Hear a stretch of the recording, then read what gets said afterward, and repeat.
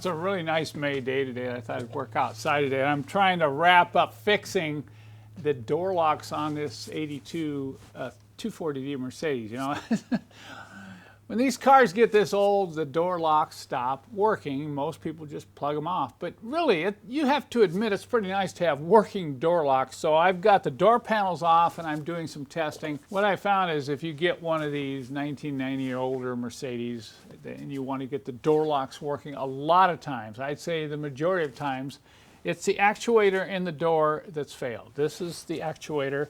If vacuum is applied to one side, it pulls it down, and vacuum is applied to the other side, it pushes it up. That's the case on the W123. The case on the W126, there's a motor that either applies vacuum or pumps pressure, so it goes up and down with just one hose. But for the W123, you have two hoses, and these fail inside. The diaphragm inside these units cracks, fails. So it won't hold vacuum. It won't go up and down. So none of your door locks will work. And you only have to have one of these fail for the whole system not to work, because it'll create a leak in the system.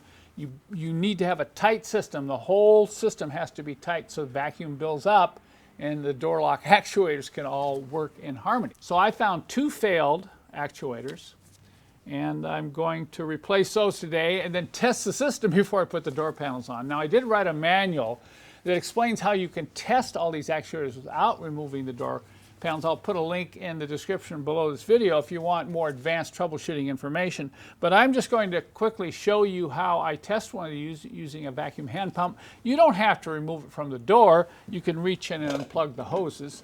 But I've removed these from the door so you can get a closer look at them. And then I'm going to compare it with a new one and show you a couple tips on how to properly get these set up and adjusted when you install them back in the door.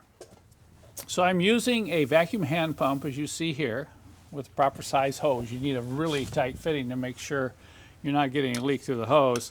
And I'm going to attach one side here like this, and then I'm going to see if I can pump up vacuum. Look at how rapidly that leaks back down. And this rod's not even moving. Let's try the other side. All right, let's pull it up, put the hose back on. Okay, see it pull it down? Takes a while. Okay, it's going to pull it all the way down. And it's holding vacuum, but it's got a very slow leak. All right, let's take it off. Let's see if we can get it to go the other way. See that?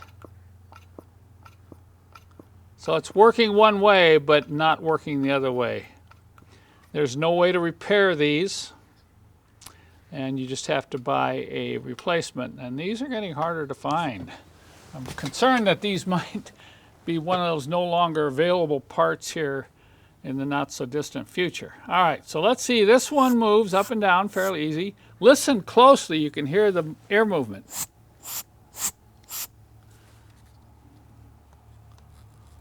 All right. See it pull it down? Once it bottoms out, then it'll hold vacuum. Look at that, holding right at 20. I'm going to release vacuum and attach the other side. You know, it's a good idea even when you get new ones to go ahead and test them before you put them in. We've all learned that a new part doesn't necessarily always mean that it's okay. All right. And build vacuum. Look at push it up. And we're going to wait. And look at that. It's holding vacuum.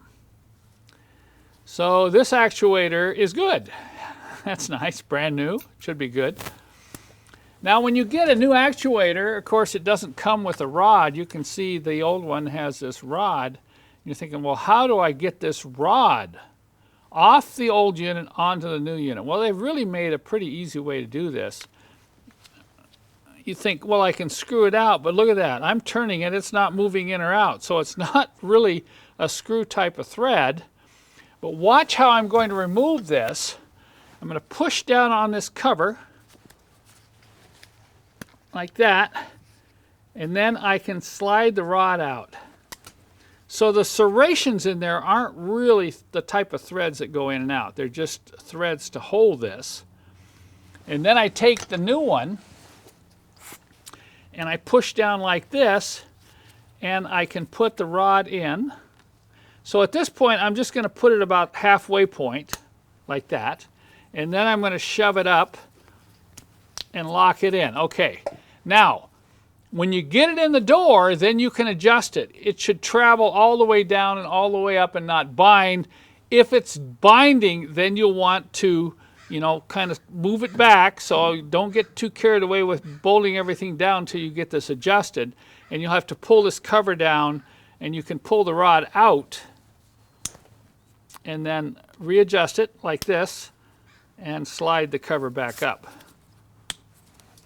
What I found is you can take a measurement, you know, push it all the way down and just take a measurement from here to here, so when you put it on, you got the same length, and it's very likely that you'll be able to install it without any further adjustment. I'm going to go ahead and lubricate the window regulator and clean everything out, check my drains, and do the whole interior door maintenance routine before I put the door panel on.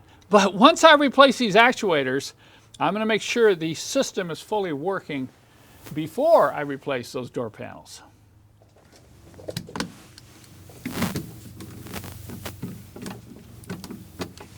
You'll make your final adjustment on this rod when you install the actuator back in the door. Some doors have a slot. Notice this, I can move it up and down just a little bit for a fine adjustment.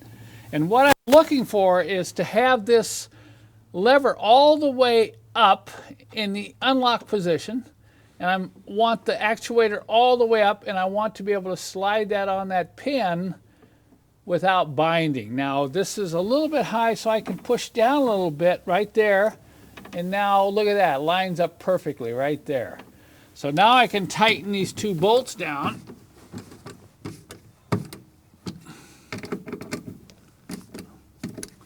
Now I should mention you can reach in behind here and push that cover down and readjust it. It's a little tricky, but it is possible, okay? And I also want to show you there's another style which is actually a little bit easier to adjust. Here you can see the one that I just installed, but look how this one works. You'll see this on other cars.